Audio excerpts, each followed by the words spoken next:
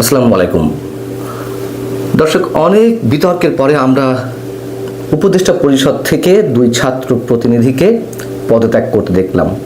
কিন্তু আসলেই তারা কোন শর্তে পদত্যাগ করেছেন আপনাদের নজরে এসেছে কিনা আমি জানি না। প্রথমেই জানানো হলো যে খুব গুরুত্বপূর্ণভাবে একটা সংবাদ সম্মেলন ডাকা হয়েছে। আসিফ মাহমুদ সজীব ভুঁইয়া সংবাদ সম্মেলন ডেকেছেন। সাংবাদিকরা মনে করলেন যে তিনি পদত্যাগের ঘোষণা দিবেন, কিন্তু সংবাদ সম্মেলন শুরু হওয়ার পরে জানা গেল যে না, তিনি পদত্যাগের ঘোষণা তখনই দিচ্ছেন না, তিনি ফিরিস্তিগুলো জানান দিবেন যে তিনি এই 1-1.5 বছরে বা 15-16 মাসে কি করেছেন, তার মন্ত্রণালয়ে কি কি উন্নয়ন সাধন করেছেন ইত্যাদি ইত্যাদি। পদত্যাগের বিষয়ে তিনি কি বললেন যে অনুমতি নেই, মানে তিনি ওই সময় যে ঘোষণা দিবেন সে বিষয়ে সরকারের ঊর্ধ্বতন কর্তৃপক্ষের অনুমতি নেই। এখানে অনুমতি থাকা না থাকা কি আছে? তিনি নর্মালি বলতে পারতেন হ্যাঁ আমি পদত্যাগের ঘোষণা দিতে যাচ্ছি বা এটি খুব শীঘ্রই জানতে পারবো, অথবা পদত্যাগ করছে এটি স্পষ্ট জানিয়ে দিলে হতো, তা তিনি করলেন না। আচ্ছা, পরবর্তীতে প্রধান উপদেষ্টার দপ্তর থেকে জানানো হলো যে তিনি পদত্যাগ করেছেন। একই সঙ্গে তথ্য বিষয়ক উপদেষ্টা মাহফুজ আলম, দুজন পদত্যাগ করেছেন। কিন্তু পদত্যাগের শর্ত হিসেবে কি বলা আছে? তফসিল ঘোষণার সঙ্গে সঙ্গে এই পদত্যাগপত্র কার্যকর হবে। অর্থাৎ কি, তফসিল ঘোষণা না হলে তাদের পদত্যাগপত্র কার্যকর হবে না? মানে আমার না মাথায় এটি ঢুকছে না, মানে এর মধ্যে কি গূঢ় রহস্য থাকতে পারে।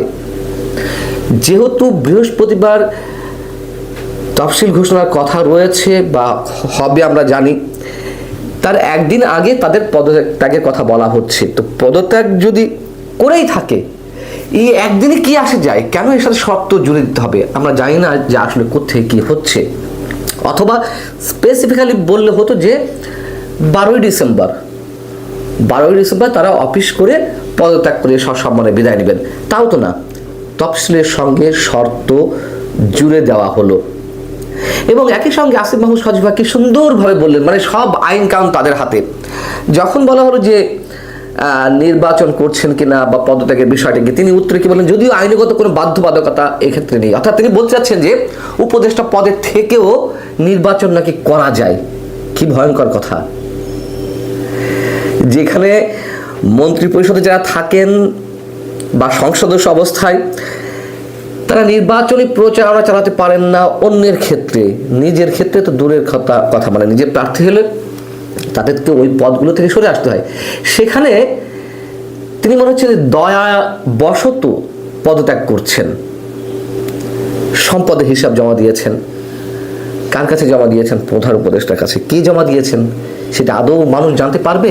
পাবলিক করা হবে কখনো? এর আগে তো আমরা জানি নাহিদ ইসলামও যখন পদত্যাগ করলেন তার দপ্তর থেকে, তিনি নাকি বিশাল সততার সঙ্গে একটি পদত্যাগ মানে সম্পদের হিসাব জমা দিয়েছেন। কোথায় সে হিসাব?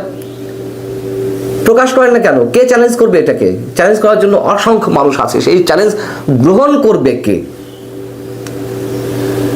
আসিফ মাহমুদ সজীব ভুঁইয়াও সম্পদের হিসেব জমা দিয়েছেন। কি সৎ সাধুনায় সাজলেন। তার এপিএস এর দুর্নীতি নিয়ে কি হয়েছে? দুদক তদন্ত করেছে তো, তারপরে কি পাওয়া গেল? সেসব বিষয়ে তো কিছু জানা যায়নি। আসিফ মাহমুদ সজীব ভুঁইয়ার যে অস্ত্র ছিল AK-47 এর ম্যাগাজিন পাওয়া গিয়েছিল বিমানবন্দরে, তখন তিনি কি বলেছিলেন যে তার নিরাপত্তার জন্য এটি নেওয়া হয়েছে। সেই অস্ত্র কোথায়? এখন তো তিনি আর উপদেষ্টা নেই।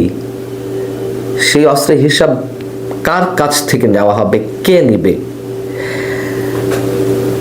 এবং মাহফুজ আলমও নাকি পদত্যাগ করেছেন, এটি প্রধান উপদেষ্টা কার্যালয় জানিয়েছে, একই শর্তে যে তফসিল ঘোষণার সঙ্গে সঙ্গে এগুলো কার্যকর করা হবে।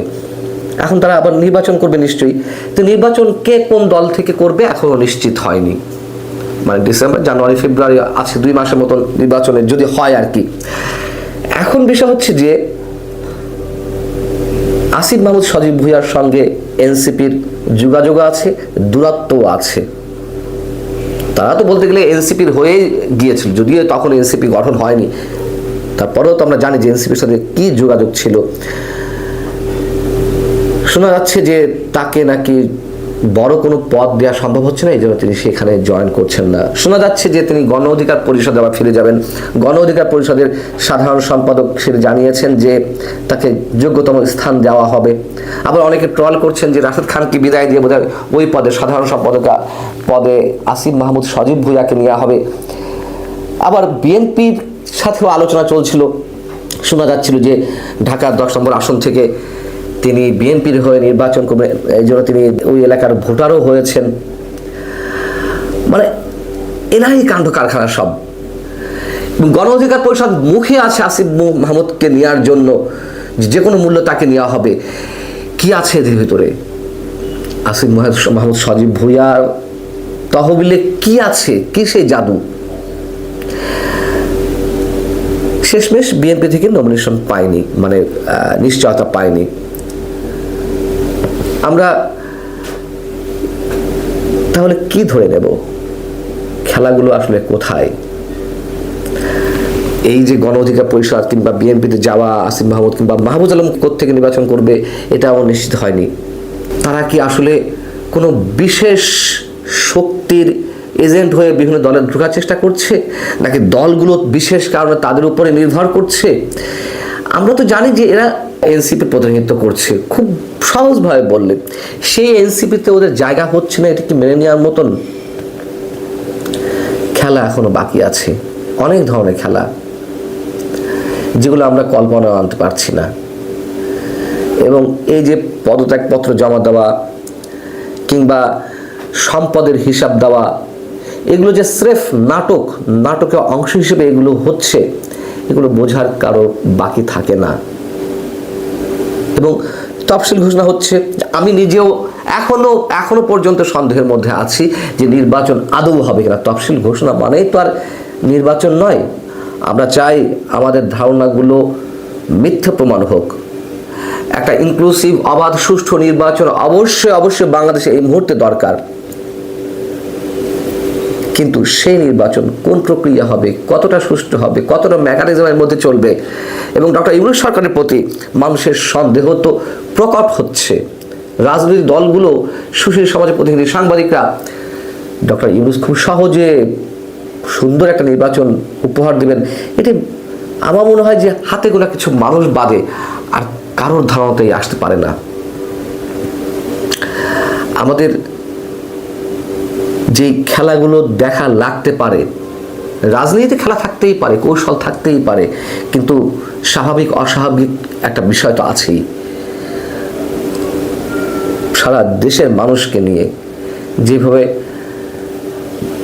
নাটকের মধ্য দিয়ে নিয়ে যাওয়া হচ্ছে, যে খেলা আমাদের সামনে অপেক্ষা করছে, সেটি কোনোভাবেই গণমানুষের পক্ষে হতে পারে না। ভালো থাকুন সবাই। আল্লাহ হাফিজ।